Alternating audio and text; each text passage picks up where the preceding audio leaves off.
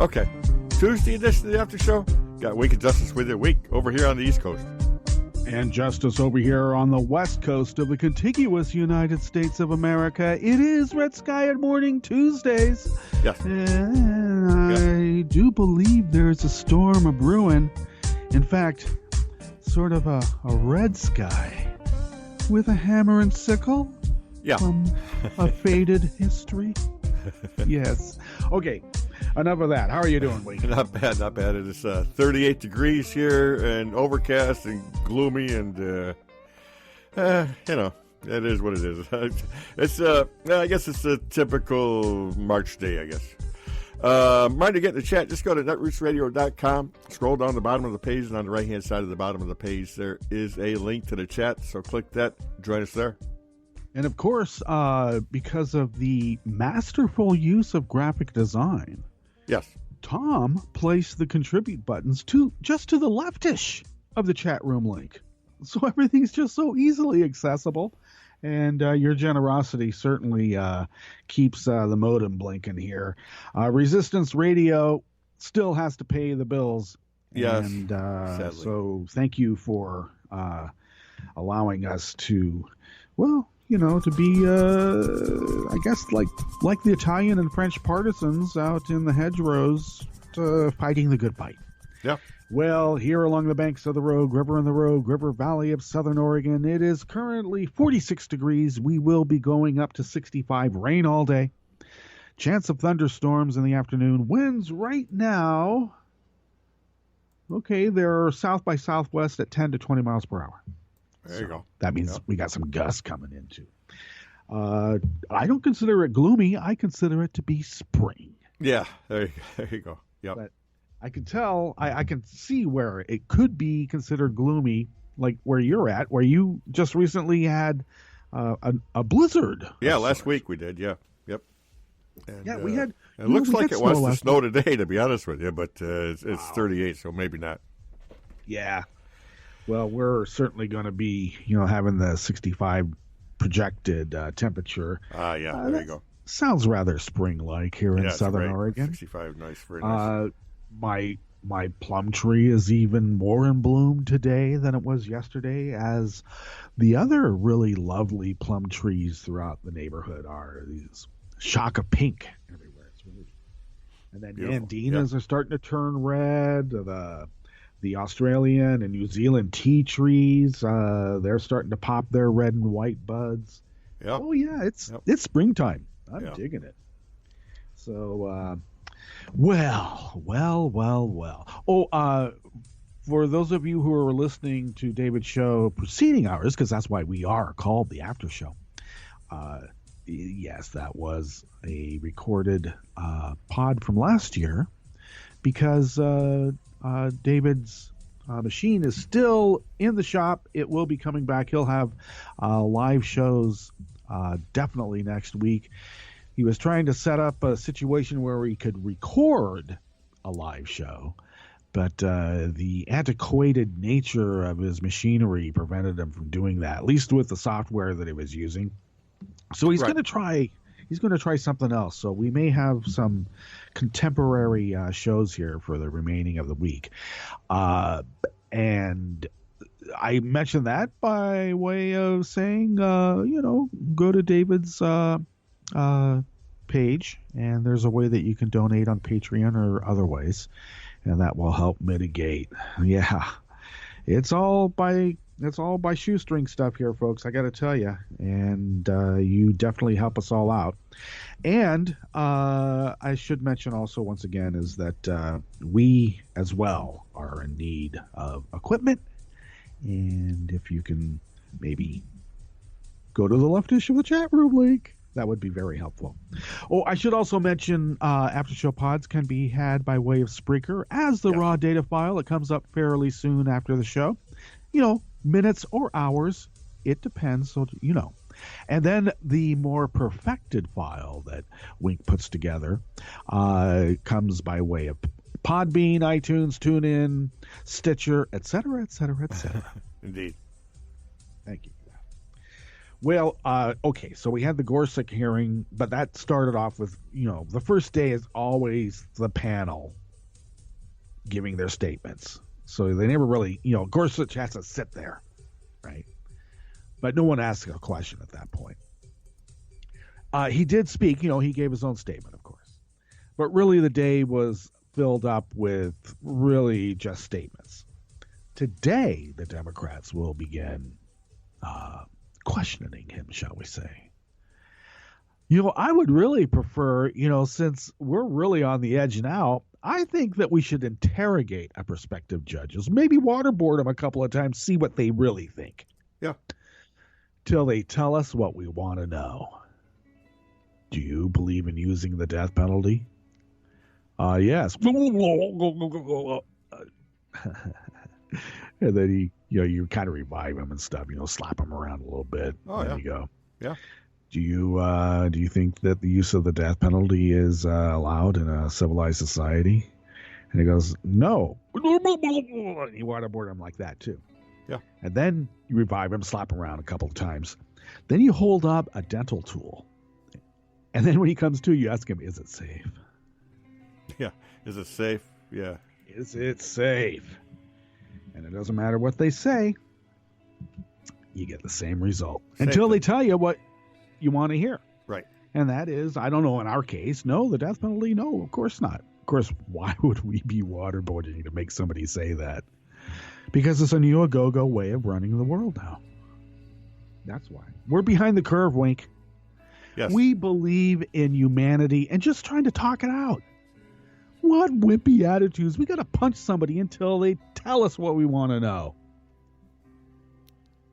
You are a grand, lovely man, and you don't put bobby pins in your hair. That doesn't show up at all. You ever notice that?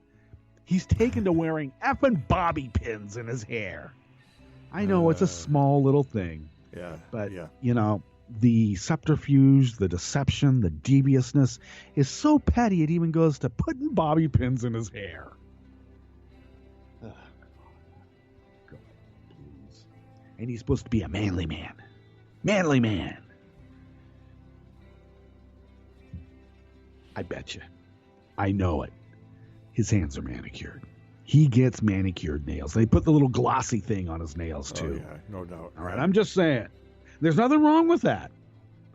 But don't come out and tell me, oh, he's the salt of the earth.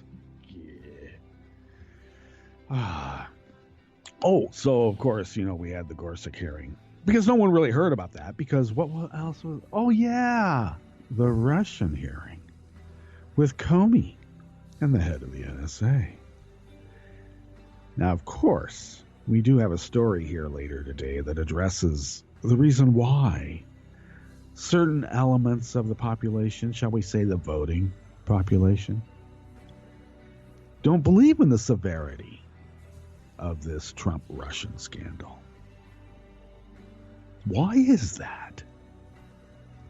But boy, we sure had some apologists by the, in fact, not just apologists on the committee, but outright partisan hacks calling for an investigation not only into who leaked that Flynn was a treasonous bastard, but why are we not going after Hillary? Because obviously the Russians infiltrated her. Right. But of course, yes, indeed, they did. But what did the Hillary campaign do? They turned it over to the FBI. What did the Trump campaign do? They said thanks to the Russians and used it. So it does strike me that, for instance, I don't want to dump on Jimmy Dore.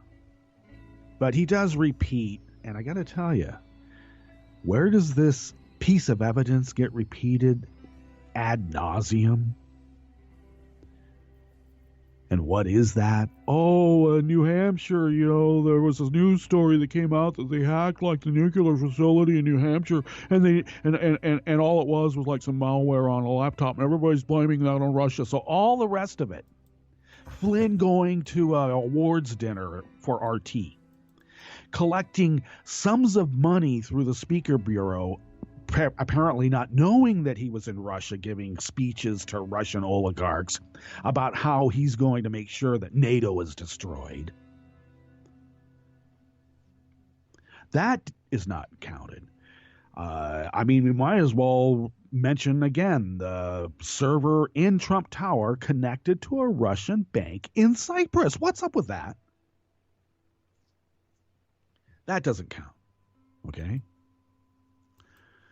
The actual, shall we say, surveillance of specific members of the Trump campaign meeting surreptitiously with Russians, all that doesn't count because somebody made the mistake of reporting that a laptop in New Hampshire had been hacked by Russians.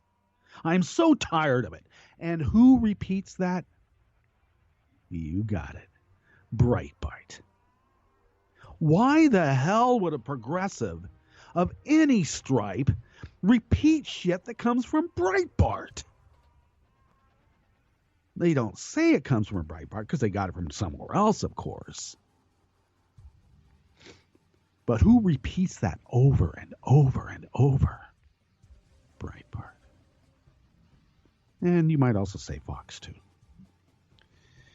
So if we are going to succumb to that, I suppose we're going to be like these Trump supporters who say, I don't care if Russia took over America because the liberals wouldn't go after Hillary. And if the liberals wouldn't stop her, then the Russians had to, and we're better for it. This is what is actually said by Trump supporters by way of Kentucky just recently here. Why do they think that? It's a kind of brainwashing. And I got to tell you, there's a contact high when you're around it. You start thinking, well, maybe there's something to it. And that's what we have to fight against. And these are the issues that we're going to be attending to today. They are, speaking of crackpot conservative stuff, crackpot conservative and Trump-loving Milwaukee Sheriff David A. Clark issues a threat against Milwaukee Mayor Tom Barrett. Ooh, it's the pro wrestling thing here. I like it. Spring break revelers show their ugly American side by chanting, "Build the wall, build the wall," while partying in Cancun. What the hell? And, as I alluded to at the top, the reason both Democrats and Republicans in Fox country don't believe the severity of the Trump-Russia scandal is because Fox tells them over and over to ignore it. There's nothing there. Just weak gravy. Pay no attention to Comey. It's all because Hillary is a sore loser, so stay tuned for So You Think You Can Dance coming up next. You know, every dystopian science fiction movie from the 70s had this scenario, Wink. It just kills me. But thank God we get a moment of sanity to bring us back into what we should actually be doing rather than whining about. I love whining about stuff, Wink. But it's good that we have Chria Reeves on every Tuesday to, ground us. Oh, heck yeah. And, so we'll have more than just updates on Kansas, Missouri, and other Midwestern political news. We're going to have even more than that. We'll keep it a little secret about the specifics of that. It'll have a flow. Yes, indeed. All that, plus the Connect, Unite, Act Daily Codes community calendar, and even more on the after show with that ever so fine fellow with his ever so fine and subtle elitism. And I got to tell you, if it wasn't for Wink getting up every day and turning on the Skype and doing what he needs to do, we wouldn't be allowing me to rant. It's all good. It's all good stuff. So thank you, Wink, for that. I appreciate it. Because I do go off. And you help. So I don't know. When they take me away, I would say, you better hide yourself. Because you're implicated now. I'm sorry. Yeah, that's all right. It's all good. And, of course, his name is Wink. This guy all the way back over here on the West Coast. And my name is Justice. And I'm an unabashed elitist. And I don't know. I don't know. It's a romantic notion of being, a Renaissance man, modern or otherwise. So I know it's a fan. It's a romantic notion that cannot exist in today's news specific and specialized world. Because, thank God, we do this, and I say that seriously. We do this 5 days a week for an hour-ish in this specific tear in the fabric of space-time, because who loves you, baby? Yes. Ooh, boy. Hey, spring training's hot and heavy, buddy. Yeah. Oh, yeah. The crack. Yep. Oh, I know it's hard for you to even think about it because you're still in kind of a wintry weather. Oh, I'm into it. I am. But just seeing my team and has been for practically forever, because I was a Willie Mays fan. Oh, yeah. Really more when he came to San Francisco, because I was way too young when he was still in New York. Oh, yeah. And when the Dodgers moved out. But when the Dodgers moved out, then the Giants. But so I'm a Giants fan, and of course their spring training facility is in Scottsdale. And of course, I still have fond memories when we were in Arizona for Netroots Nation. And many folk would make the trek from Phoenix to go to Scottsdale because of spring training, and that was occurring. Or no, actual baseball games were occurring. Oh my God. Actual baseball at that point, yeah. But yeah. So then they were right in Phoenix. That's right. They were right in Phoenix. They didn't even have to go to Scottsdale. But I don't know. It's just they showed some photos of downtown Phoenix where we happened to be, and that was quite memorable. Also, there was a protest outside of the convention hall in Detroit that we were all at for Netroots Nation there, and that was quite something. They actually had quite a few people there. There's so much stuff going on like that, indivisible meetups and protests and town halls, and the raucousness of town halls that it happens so often now they can't report on them all, which I think can be a bad thing, because then it's like it never happens, right? And we got to be wary of that too. We got to make sure that that's still in the news cycle. Okay, Trump-loving Milwaukee Sheriff David A. Clark. He's still angling for some position in the Trump administration. Now, you heard Napa Tolano, the guy that parroted, an RT and Breitbart theory of, Obama tapping phones and all that stuff. He's been suspended from Fox now. Yeah, I did see that. And when Merkel was in town, Trump referred to him as a brilliant legal mind. So I don't know. Maybe he's going to take that big legal mind to the White House and get a job there. So David A. Clark is still doing that, and he's got some terrible history, of course. But you'll know who I'm talking about. Big guy wears a black hat. I don't know. I thought sheriffs wore white hats, but he likes to wear a black hat on occasion. Kind of a cowboy type guy. And of course he's black and think Black Lives Matter is some sort of foreign plot. And he has a somewhat of a weird Russian connection too. It's weird how the Russians get these dupes. But don't pay any attention to it. It's just all coincidence. Okay, so this is by Capper out of Crooks and Liars. On Thursday, which would have been last week, Milwaukee Mayor Tom Barrett ripped into Milwaukee County Sheriff David Clark regarding Clark's misplaced priorities. Milwaukee Mayor, and this is from, I believe, it is from the local newspaper there. Milwaukee Mayor Tom Barrett mocked Sheriff David A. Clark as an absentee sheriff focused on his conservative television career instead of public safety. I think he's got a great gig going right now. He's fighting crime, one conservative cable TV show at a time, Barrett said Wednesday. During an interview with the Wisconsin Eye and the Journal Sentinel, he's made a great name for himself, and I think As the darling of the conservative cable network, I think he can make a ton of money doing that. Clark offered a surprisingly tame response to Barrett's comments. Well, he did at first, anyway. Now, as you know, people got to kind of sleep on it. They go, "You said what?" So then on Friday, perhaps after celebrating with a few green beers, Clark took to the official Facebook page of the sheriff's office to have his tantrum. I like that. Doesn't an official stationery, so to speak. Comment from Sheriff Clark in response to Barrett's recent remarks about the sheriff. The last time Tom Barrett showed up at a crime scene, he got his ass kicked by a drunk, tire iron wielding man who beat him within inches of his life. The milquetoast mayor, trying to play cop, foolishly thought he could simply talk the man who beat him senseless into backing down. Bet he won't try that again.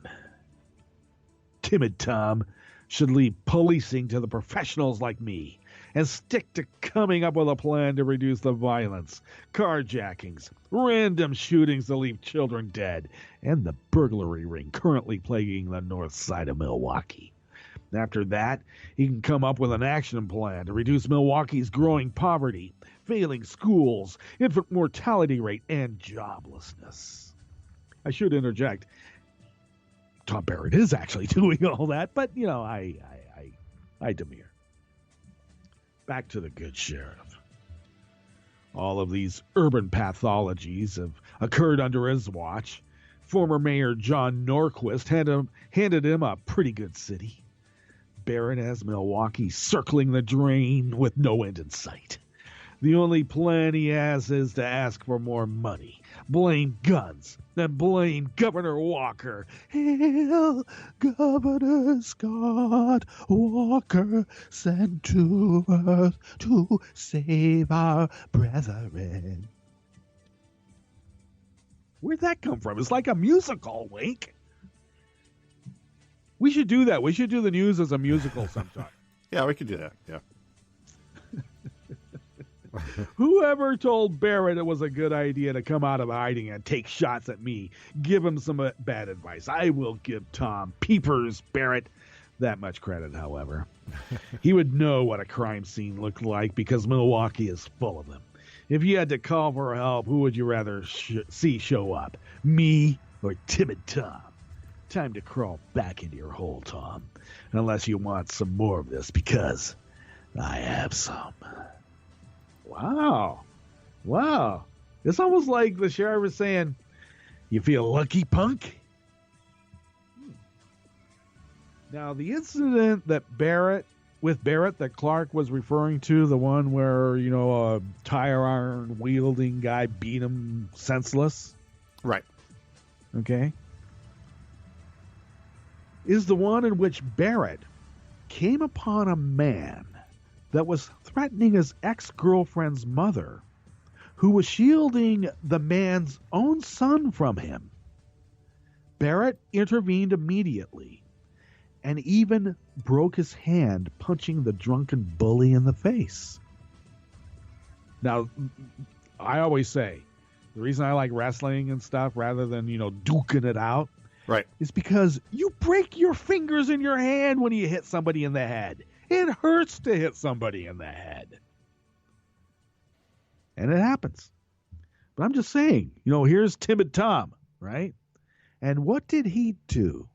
He came upon a guy who was assaulting a child and a grandma, and he intervened and broke his hand punching the guy in the face. And once again, according to Clark, Barrett was beaten down by every inch of his life, but that's not what happened. Because he not only broke his hand, he also broke the guy's jaw, and the guy, you know, withered down in pain as well. It happens. Barrett's office replied that Clark was hitting a new low. Patrick Curley, chief of staff to Barrett, said the sheriff had crossed a line with his Facebook post. To dismiss and to minimize the actions the mayor took to protect the lives of a woman and child is unconscionable and a sad and true reflection of the sheriff himself. David Clark can find no new lows, no new depths to sink to. Wow. That's telling your sheriff off. I don't know. Is that a good idea, though? We'll see. Clark would have been much better to keep his big mouth shut. This is Capper, by the way. Clark, who rarely goes even to the bathroom without a small platoon of deputies to act as bodyguards and babysitters, doesn't know what to do when he comes across a crime scene. In 2008, Clark found a drunk driver stuck in a snowbank. Instead of arresting the guy, Clark proceeded to try to help the drunk driver get unstuck. It wasn't until a deputy showed up that any real law enforcement took place. According to news reports at the time, Clark, the first cop on the scene, instantly moved into helper mode. Oh, this isn't at the time. This is a critique of this after the fact. Instead of arresting, here we go. First, he tried to push and then pull Alan's vehicle out of the snowbank. And that's the drunk guy. But even with the help of another motorist, Clark could not get Alan and his Ford Taurus back on the road. That's when the second officer arrived. Deputy Sandra Santoro did what any good cop should have done from the start. Santoro ran a check on the driver and found that his license was suspended. She then sized up Alan, noticing his eyes were bloodshot and glassy, and that he reeked of alcohol. Visible inside his car were 2 empty beer bottles, 1 empty beer can, and an open beer can still 3/4 full. Excuse me there. I'm not going to lie to you, Alan told Santoro, according to her police report. I was drinking. I had a few beers. I knew I was busted when you guys came. But until you got here, I almost got away with it. Well, as it turned out, Alan's blood alcohol content was more than twice the legal limit. Twice, Wink! The 43-year-old driver later pleaded no contest to drunken driving, agreeing to pay a $760 fine. Wow, that's getting off pretty easy if you ask me. Back to Capper. Clark then refused to do his duty by writing a report on the incident. Then he went on to discipline the deputy for making him look bad because he didn't know what to do with a drunken driver.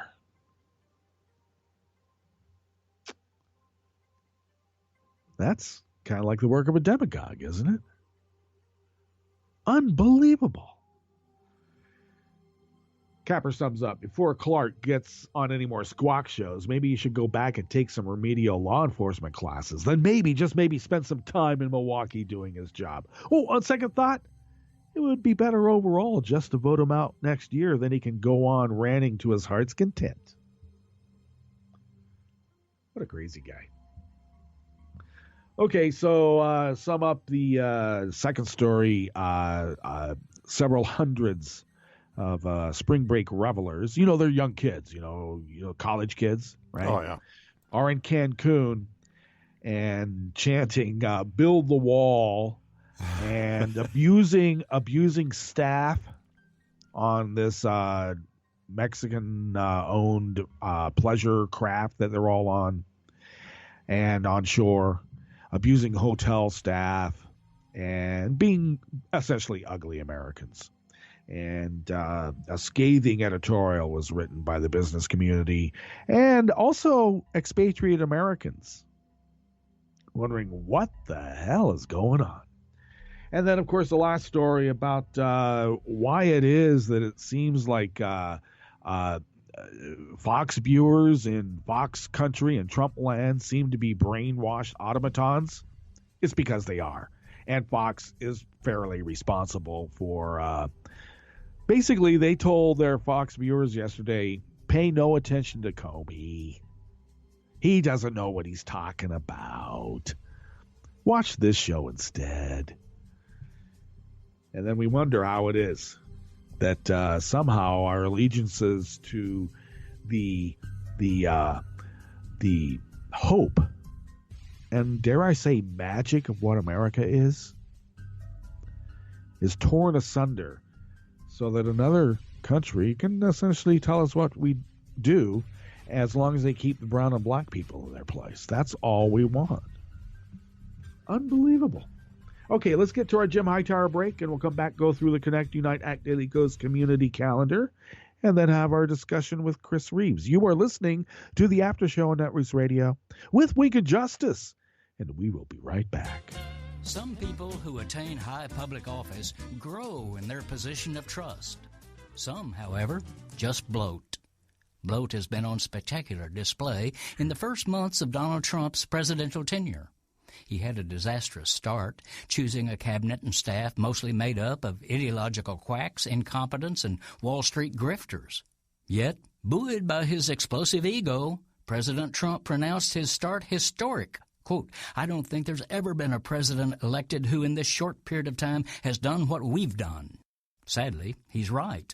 For example, they made a reckless, unconstitutional attempt to ban millions of Muslim immigrants from our land. They had to axe the kooky guy he chose to be his national security advisor.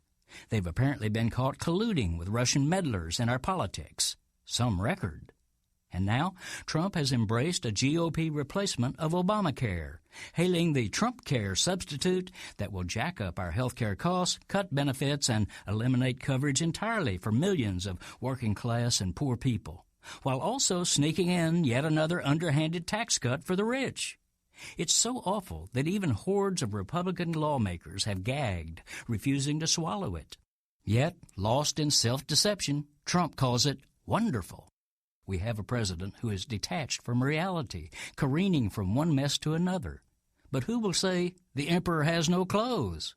He's so far gone that when he read his recent address to Congress straight off the teleprompter without his usual pugnacious ranting, Republican enablers of his antics and even the media establishment applauded him for being presidential. This is Jim Hightower saying, huh? The speech was a nasty wad of lies and right-wing nonsense. If the occasional appearance of sanity is all we ask of Trump, then his reign of insanity will be our fault.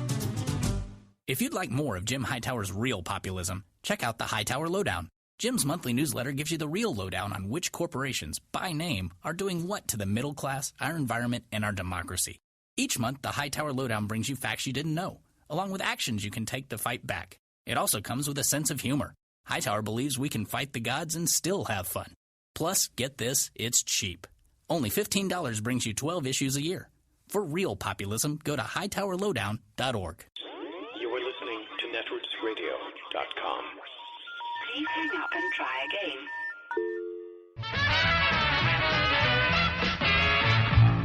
From a point at sea to the circles of your mind, a new force is at work for planetary transformation. New radio for a new Earth.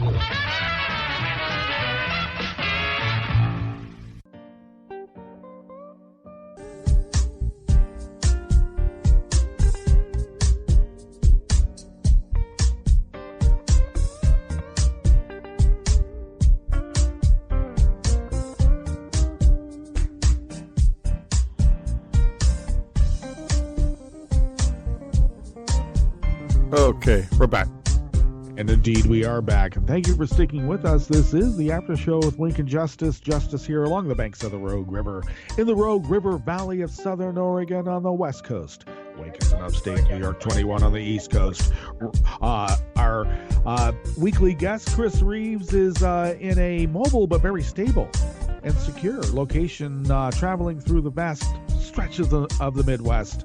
And our crew are the ethereal creatures who reside in the cloud, whose advanced intergalactic technical abilities allow Netroots Radio, and thus by extension the After Show, to span the globe, the solar system, and beyond. Actually, I say they reside in the cloud, but they actually, like, one guy lives like near Portland, has to pay a mortgage.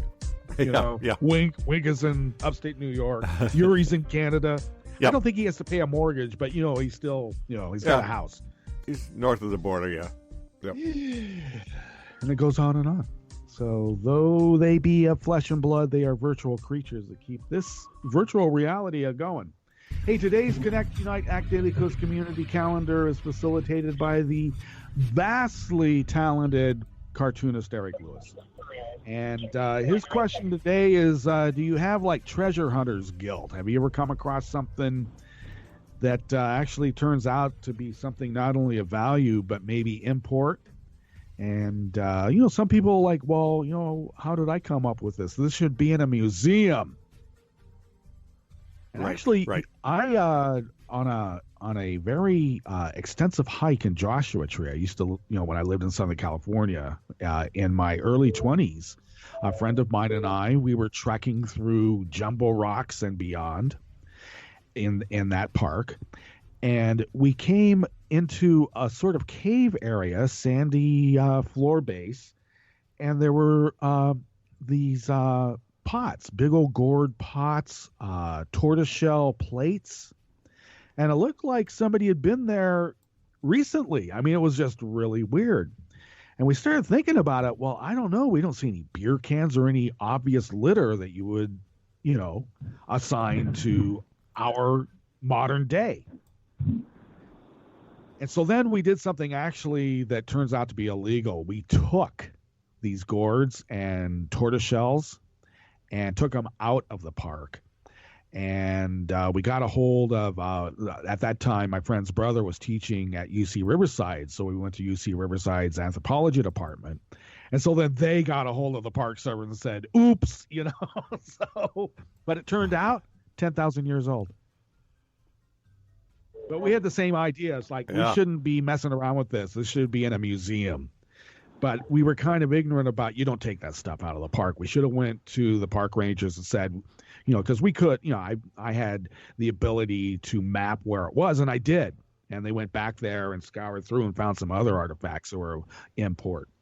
But isn't that weird? Nobody had been in there for so long, Wink. Not even tourists. It was just amazing. But I remember having that kind of guilt. This needs to be in a museum. I had no idea it was illegal. Right. Okay, Wisconsin Cossacks are forming their group. Get a hold of Chris the Colladem by Cosmail if you'd like to join that group and get it up and running. And trust me, Navajo will be visiting you right away when you do. Yep. And Navajo does maintain the event list, so Cosmail her if you do have events or concerns that you would like to address and have others be concerned as well. Left-handed in Colorado, Tim, handle the our leaders of the Colorado community, and they do a caffeinating liberally meetup every fourth Saturday of every month. This one's coming up this Saturday, March 25th, at the Common Grounds Coffee House, 44th and Vallejo in Denver from 9 a.m. to noonish at the table by the piano. So get a hold of Left Candid or Colorado Tim to do that. New York Cossacks are meeting up with Navajo on Sunday, April 23rd at Spitz's Corner, 101 Rivington Street in the Ludlow District. Cosmail Navajo to get on the list, and there's about a score, so do it. And Thinking Fella and Ojibwa are organizing the third Epic Glacier National Park meetup, June 30th through July 2nd. There's an important diary for important planning details. Do go to that link there. And also get a hold of Thinking Fella and Ojibwa to let them know you'd like to be coming.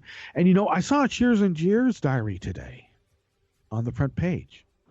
So Bill in Portland, Maine, we're still going to send him absolutely healing energy because he's been a little under the weather. Okay. But the Cheers and Jeers annual dinner at Netroots Nation in Atlanta this year, of course, occurs Wednesday, August 9th at 5:30 p.m., and Navajo will get a location to be determined by the RSVPs. And let's see where she's at now. Oh, my gosh. Okay, several dozen. Believe me, you'll be left out into going to a third-rate karaoke bar if you don't get in on this. It happens every year. And, so that is your Connect Unite Act Daily Coast community calendar for the 21st. The 21st of March. We are well into spring now.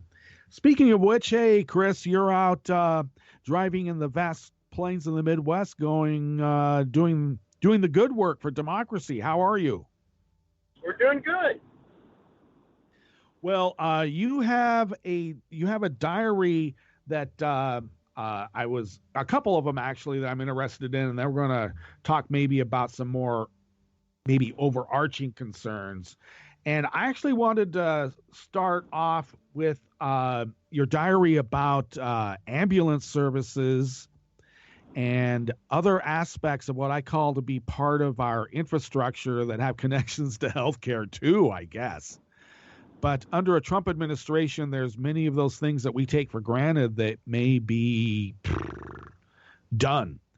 So do you want to go on, talk to us about that Reagan era bill that it's been, or law that's been in place?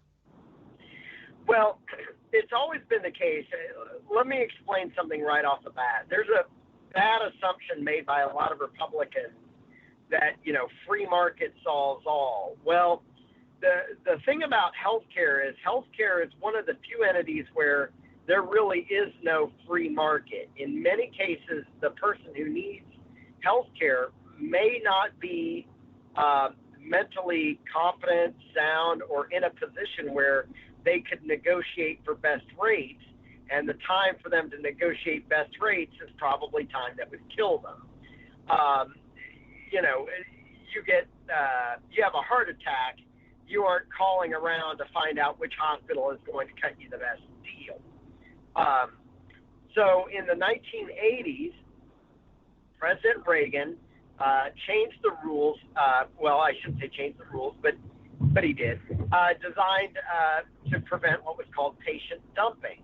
Now, patient dumping meant that you would get loaded up into an ambulance, and a hospital would say, "Ooh, that's a high-risk one. We might not want that patient because maybe they can't pay. Send them to the county or the local community hospital instead."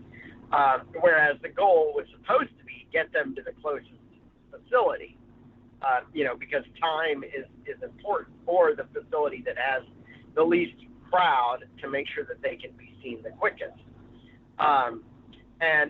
As a result, in '86, Reagan changed the rules to prevent patient dumping, which meant that the moment you got into an ambulance, the ambulance couldn't turn you down. They had to direct you to where to go, to make sure that your life was protected.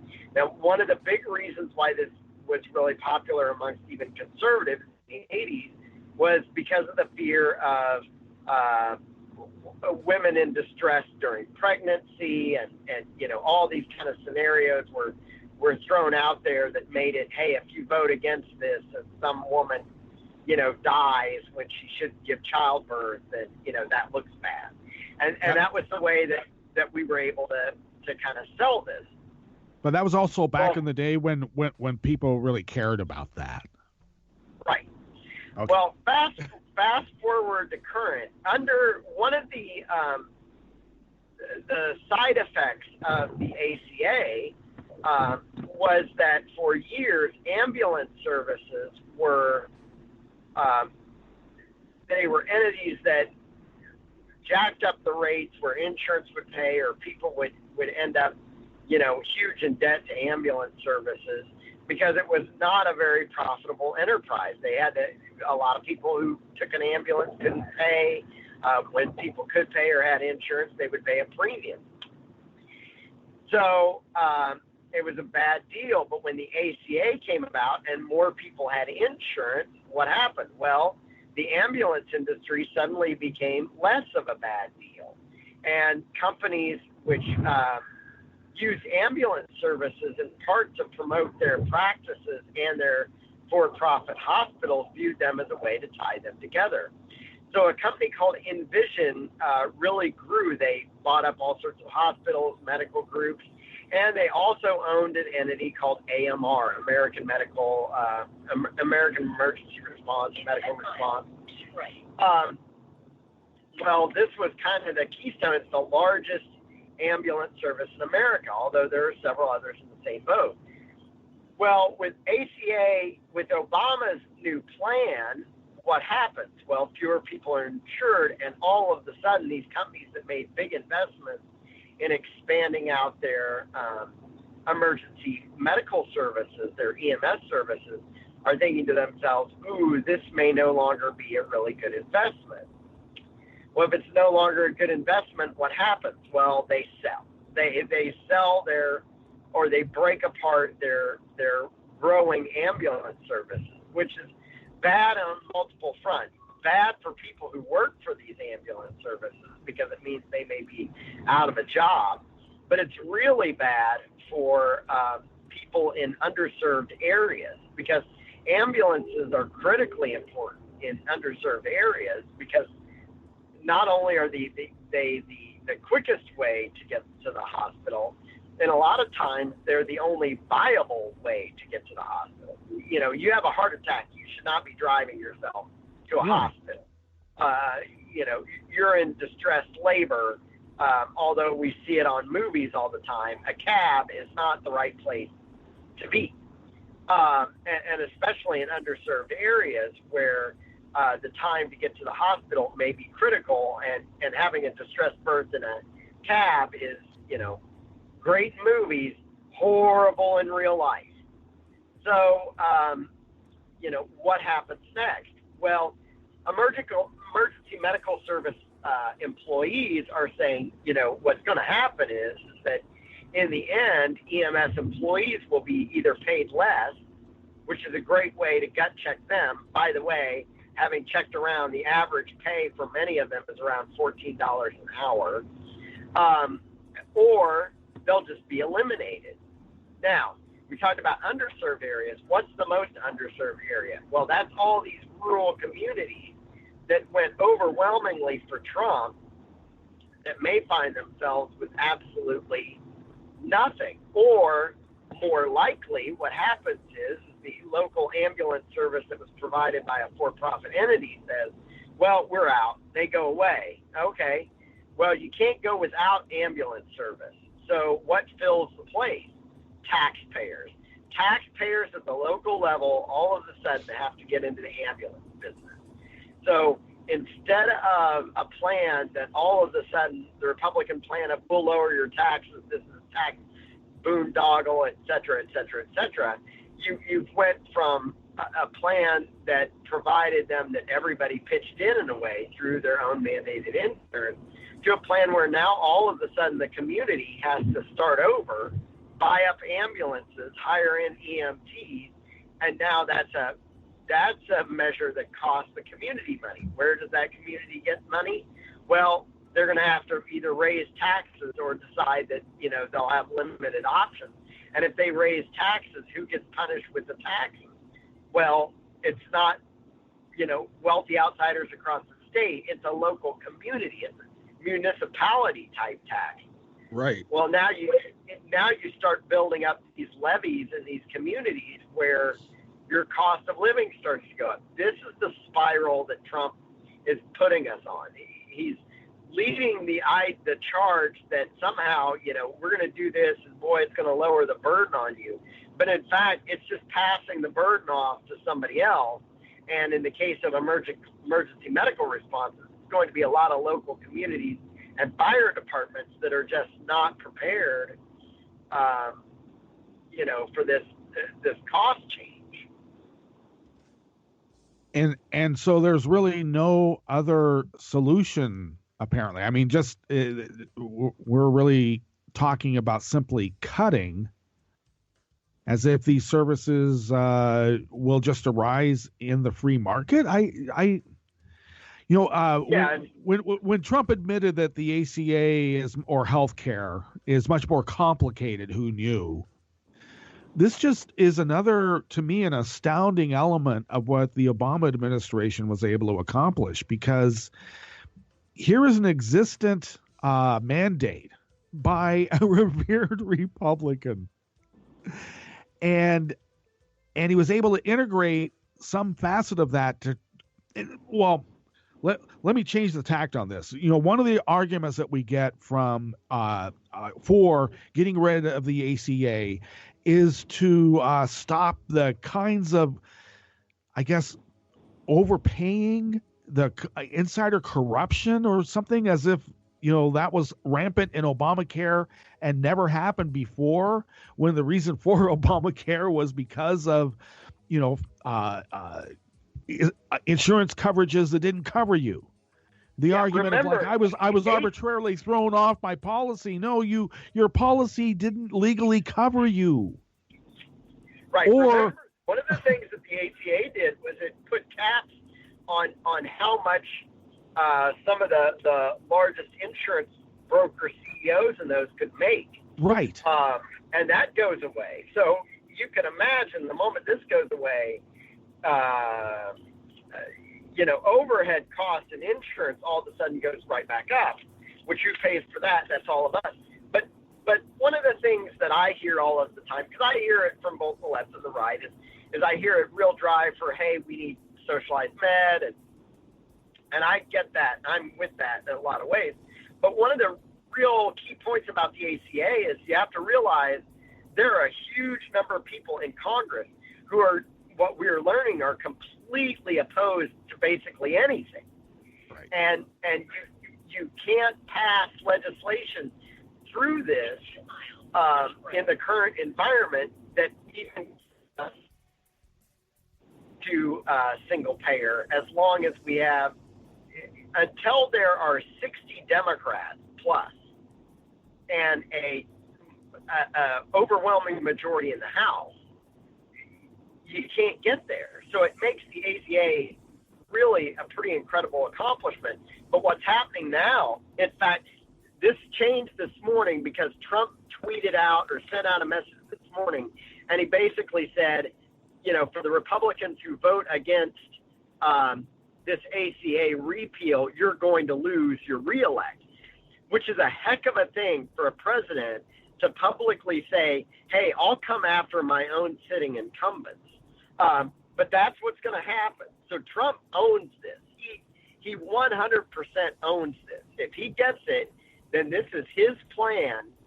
This is what he wants. And if he doesn't get it, he's going to go after his own party members.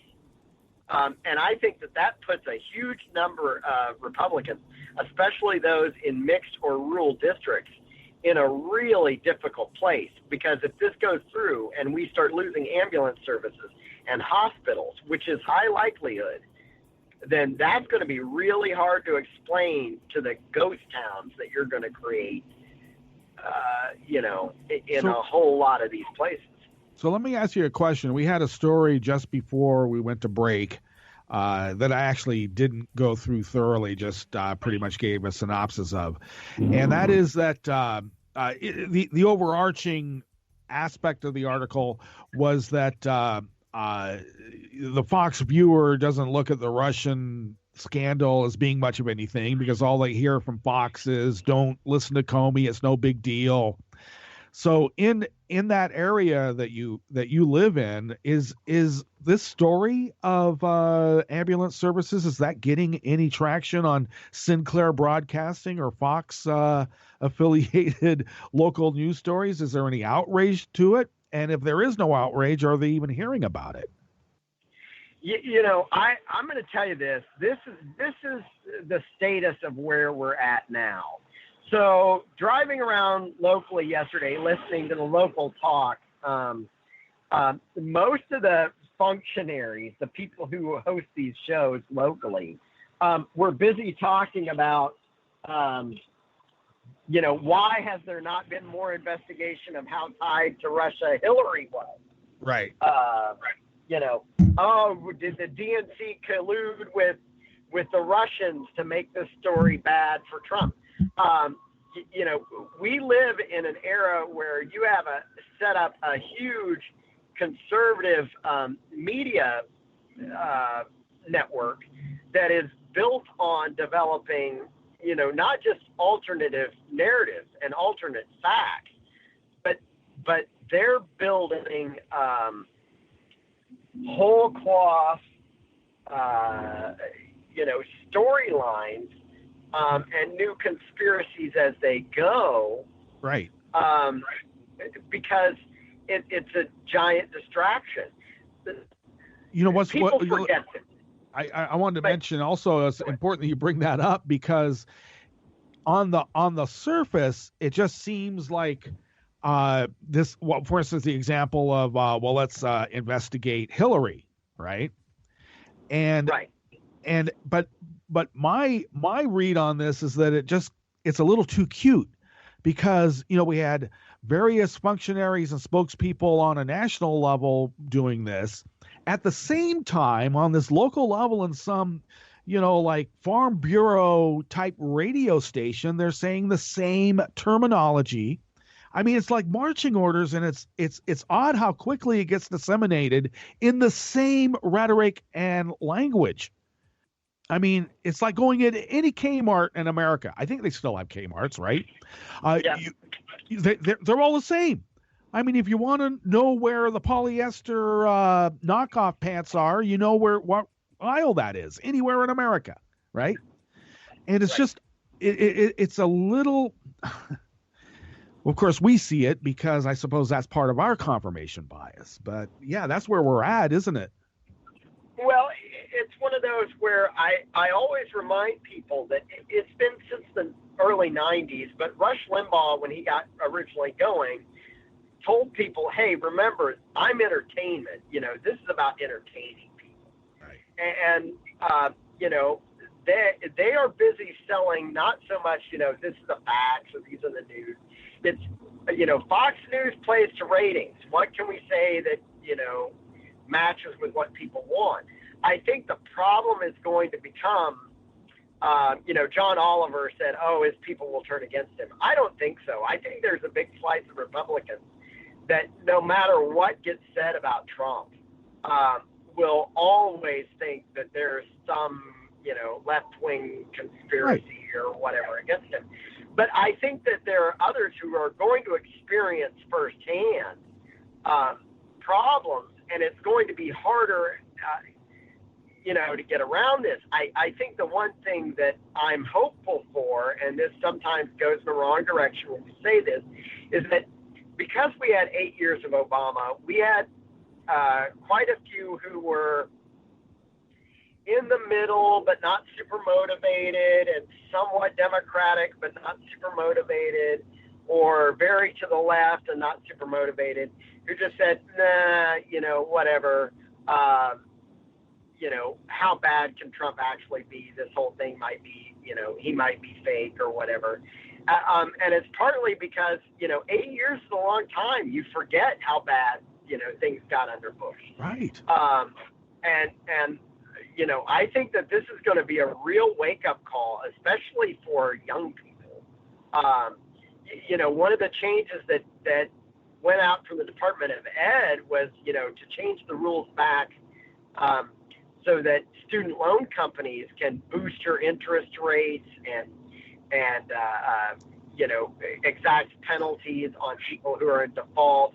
And people forget that there was a time when you had student loan entities, the Excels and some of these, secondary lenders who would go as far as, throw on liens on people, all that kind of stuff. And we ended that under Obama. Yeah, there's wage garnishment and everything. Yeah, wage garnishment, the whole thing. And if that makes a comeback, where all of a sudden they're able to go back and wage garnish again, and they're able to put a lien on property, I think that there's going to be a big wake-up call for a lot of people who thought, who forgot how this was. 8 years, the human mind adjusts to things pretty quickly. In 8 years, we go, well, this is the way things are now. I think if we go back, which we already are, to some of the ways that things were, I think it's going to be a real rude awakening. Well, we've run out of time. We'll have to talk about the Kansas 04 special election. Now, that's coming up on April 11th? Yep. Okay, well, maybe we can speak about that next week, because we'll have a little bit of time. But thank you for this week. There's just so much news and so much to talk about on just one subject that it's hard to... Well, actually, I think we tied in the overarching concerns because this is all interconnected. And I agree with you. One of my U.S. senators has a town hall that I've RSVP'd to, but the Republican U.S. rep in my district will not have a town hall meeting. though we've been organizing our own. There you go. Just put a cardboard cutout of it up.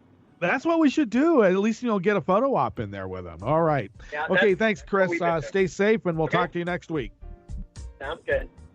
All right, folks, we better bug out of here. Hey, I've got the Austrian trip hop duo Tosca playing the key in the interim before Hartman comes up.